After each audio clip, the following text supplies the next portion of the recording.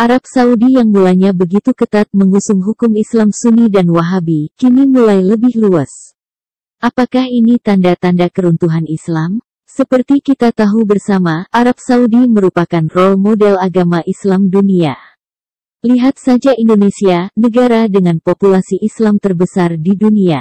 Bagi sebagian umat Muslim, Indonesia mengidentitaskan agama Islam dengan meniru Arab. Dari mulai berpakaian sampai bahasa, seakan-akan semakin ke Arab-Araban semakin Islami. Bahkan lagu sekuler pun yang berbahasa Arab dianggap Islami, padahal penyanyinya seorang Kristen. Ataupun sebaliknya, tulisan Arab yang dipakai artis Agnes Mo yang beragama Kristen, dianggap menghina Islam.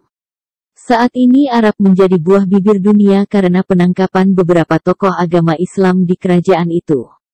Namun yang sangat mengherankan dari penangkapan ini reaksi dari para pembela Islam, pembela ulama, dan para pejuang Islam Indonesia justru seakan berdiam diri. Apakah mereka sudah insaf, atau nyalinya berkurang, atau juga tidak ada yang mendanainya? Hai. Salam sehat, salam akal sehat. Ada apa dengan Arab? Ada apa dengan Islam? Tetap di channel yang mengutamakan orang-orang yang punya akal sehat. Yang tidak punya akal sehat, silakan di-skip saja. Sejumlah fenomena perubahan sosiokultural di Saudi dewasa ini cukup kontras dengan dinamika perkembangan di Indonesia belakangan ini. Sejumlah kelompok Islam di Indonesia bukannya menjadi lebih modern, progresif, toleran, dan damai, tetapi justru semakin kolot, konservatif, intoleran, dan keras. Wajah keislaman di Indonesia dewasa ini, khususnya di Jakarta dan beberapa kawasan urban, dipenuhi dengan munculnya berbagai ormas Islam ekstrim yang serba anti dengan minoritas agama, Syiah, Ahmadiyah, non-Muslim, dan berbagai sekte agama lain, termasuk agama-agama dan kepercayaan lokal. Wajah keagamaan Arab mengalami perubahan besar. Kelompok Islam konservatif radikal ekstremis semakin terisolasi dan kehilangan pengaruh publik. Sejak mendiang Abdullah bin Abdulaziz Al Saud memegang tapuk kekuasaan dan kendali pemerintahan, baik saat menjadi putra mahkota di era Raja Fahd maupun ketika menjadi raja, berbagai reformasi pemikiran dan praktik keagamaan serta kebijakan publik dilakukan untuk mendorong terwujudnya wajah keislaman yang modern, toleran, moderat, dan damai.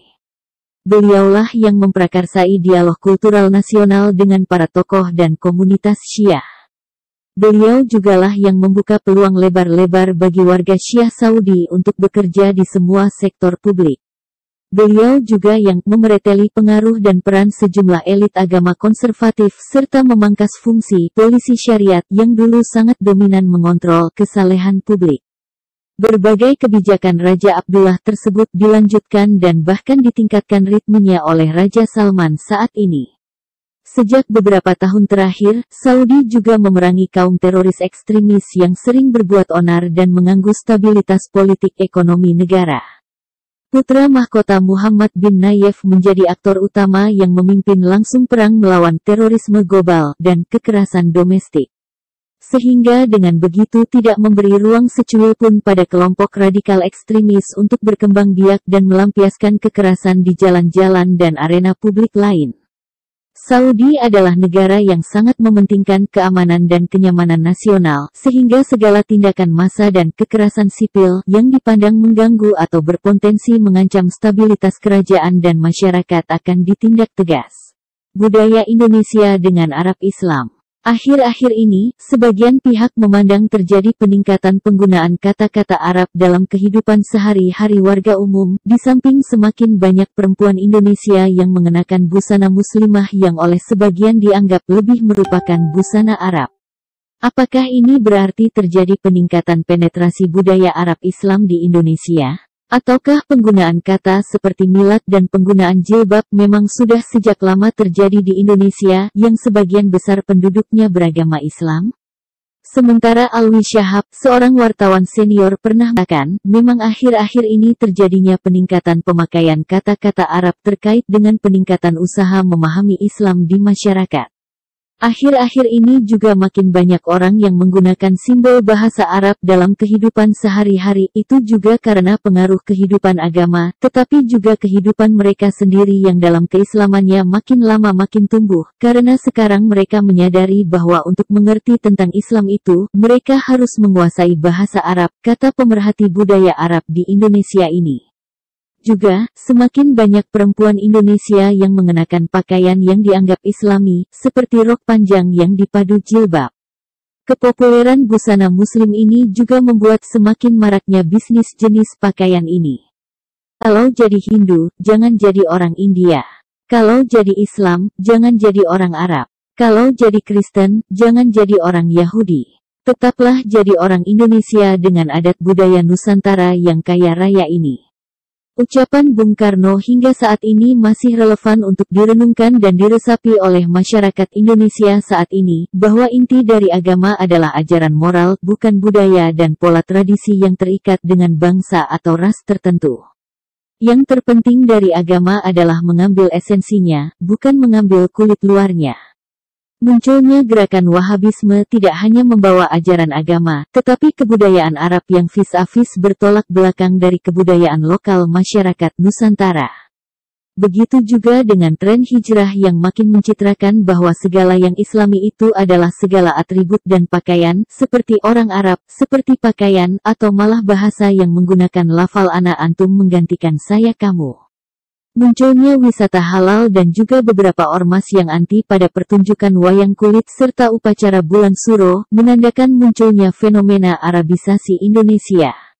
Fenomena Arabisasi yang dimaksud adalah kecenderungan masyarakat untuk beragama sebagaimana beragama orang Arab, yaitu Wahabisme yang literal dan kaku dalam menafsirkan agama. Fenomena Arabisasi yang dibawa oleh paham Wahabisme Salafisme kini menjadi populer di Indonesia. Masyarakat Muslim Indonesia menjadikan dunia Timur Tengah, khususnya Arab, sebagai patokan ideal mereka dalam berbusana dan gaya hidup. Sehingga mereka menggunakan pakaian ala Arab dan berbicara dengan logat ala orang Arab karena dianggap sebagai bagian dari praktik agama. Namun, yang terjadi di dunia Arab malah berkebalikan dengan apa yang terjadi di Indonesia. Dunia Arab kini sedang mengalami perubahan dalam politik dan pola keberagamaan. Contohnya Arab Saudi, di bawah kepemimpinan Raja Salman bin Abdul Aziz dan Pangeran Muhammad bin Salman, mereka melakukan beberapa terobosan yang liberal untuk memajukan ekonomi dan mendukung pencegahan kelompok ekstrim radikal yang berkembang di negaranya. Ketika gerakan Salafisme berkembang di seluruh dunia Islam, Arab Saudi sebagai negara basis Salafisme malah melakukan reformasi besar-besaran dengan melakukan liberalisasi dalam bidang ekonomi dan juga sosial. Reformasi dan kebijakan-kebijakan liberal yang digagas oleh Pangeran Muhammad bin Salman tentu membuat para penganut Salafi Wahabi bingung sekaligus kecewa. Ortodoksi dan fundamentalisme beragama adalah cara pandang manusia yang terlampau keras dan sederhana dalam memahami teks. Pola beragama yang ortodoks dan eksklusif ini kemudian menyuburkan faham ekstremisme, kelompok yang anti keragaman, anti modernitas, dan juga sangat kaku memahami agama. Arab Saudi mengalami masalah ini. Mazhab Wahabi di Arab Saudi cenderung pada sikap ortodoksi, walau tidak mengarah pada ekstremisme. Namun, pola beragama yang kolot, eksklusif, dan juga menolak dinamika perubahan zaman dianggap sebagai parasit yang menjadi penghambat dalam liberalisasi yang dijalankan oleh pemerintah Kerajaan Arab Saudi. Pemerintah Saudi melakukan peraturan tegas, yaitu merubah kurikulum pelajaran agama menjadi lebih moderat. Memecat ribuan imam-imam yang terpapar radikalisme, dan juga memberi kelonggaran bagi kelompok-kelompok Islam non-Sunni seperti Syiah, Sufisme, dan aliran lainnya yang selama ini mendapat diskriminasi. Pemerintah Arab Saudi tidak ingin negaranya hanya dipandang sebagai pusat ziarah dan agama, namun lebih dari itu, pemerintah Arab Saudi yang dimotori Pangeran Muhammad bin Salman ingin agar Saudi menjadi pusat bisnis dan juga pariwisata internasional.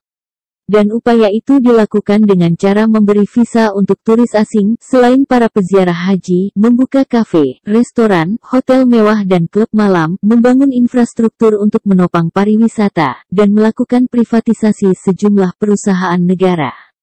Liberalisasi ini memberi dampak besar dalam perubahan ekonomi, politik, budaya dan agama. Arab Saudi yang sebelumnya melarang bioskop kembali membuka bioskop, teater, dan museum, mengizinkan perempuan untuk menonton sepak bola, menyetir, serta memberi kelonggaran pada mereka dalam mengenakan hijab. Untuk melakukan pembenaran terhadap kebijakannya, tentu pemerintah Arab membutuhkan ulama-ulama yang berpikiran liberal dan moderat. Apakah langkah Arab ini tepat? Apakah berita tentang terjadinya kelongsoran dan tsunami pemurtadan Islam menjadi penyebabnya? Apakah semakin banyak apologet Kristen membongkar tentang kejanggalan Muhammad jadi penyebabnya? Apakah riset tentang Al-Quran yang telah membuktikan ada lubang besar di dalamnya yang tidak bisa dijelaskan secara ilmiah jadi penyebabnya? Bukankah jika semakin berkurang pemeluk Islam, bisa berdampak pada pendapatan negara? Ah sudahlah, hanya mereka yang tahu. Salam sehat, salam akal sehat.